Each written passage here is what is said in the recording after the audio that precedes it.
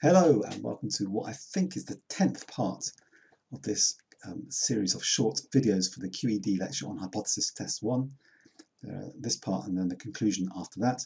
So in this sequence up to now, you've just finally found out how to get the p-value. So here we've got a p-value of 0.01, 1 in 100 for this t-test.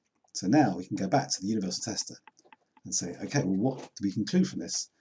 And we start with this idea in our mind, okay, that the mean earnings in 2017 were no larger than 0.12. So in other words, the idea in my mind is that population earnings in 2017 are basically the same as they were in 1990.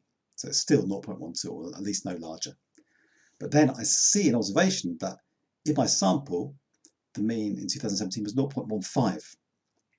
So the question is, if I keep on believing that in the whole population it's still 0.12, what's the chance of getting a random sample and finding that in that random sample it's this much bigger, 0.15? And it turns out the chance of that is what we just worked out, calculated using the t-value calculation. If that's true, the chance of seeing a sample as big as that is 0.01011. So it's about a 1 in 100 chance. So that chance is 1.01. So either the mean earnings are okay, they're this in the sample, but they haven't risen in the wider population. We picked those higher earning households with a chance of about 1 in 100 came up. So either a 1 in 100 chance came up, or we've got to conclude that in the wider population something's changed, the earnings really have gone up. So either we believe that, the thing with the 1% chance happened, or mean earnings in the population have increased. So what would you go for? Please pause again. Okay, so here for me 1%, that doesn't happen every day. That's pretty surprising. So I'm going to be tempted to go up here bigger than 50% or the 95%. So I don't want to be rejecting that null hypothesis almost with 99% confidence, but with 95% confidence definitely. But that doesn't exactly equate to the probability of it happening being 95%, but it does mean that it's pretty likely that there has been a change. So I'd reject the null hypothesis, that original idea, and say I'm pretty sure that in the whole population, the t price really has gone up. So the low p-value means that the data casts doubt on that hypothesis. So the hypothesis that population earnings are still at this level casts doubt on that. As the p-value is below 5%, you conventionally say that we're going to reject that hypothesis with 95% confidence.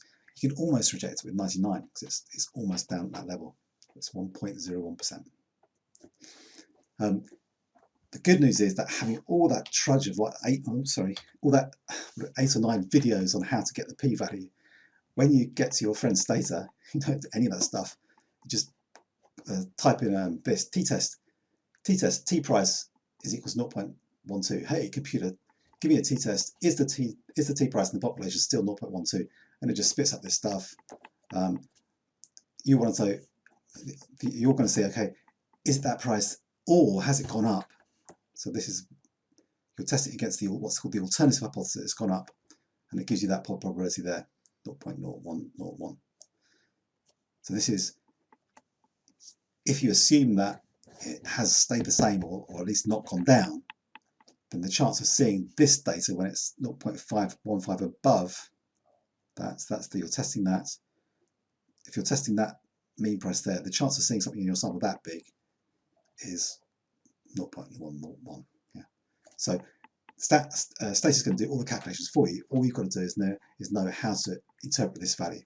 And basically, the smaller it is, the more it's going to make you want to reject that null hypothesis. So in the next section, which I'll try and keep quite short, we'll look at conclusions. But for now, thanks for watching.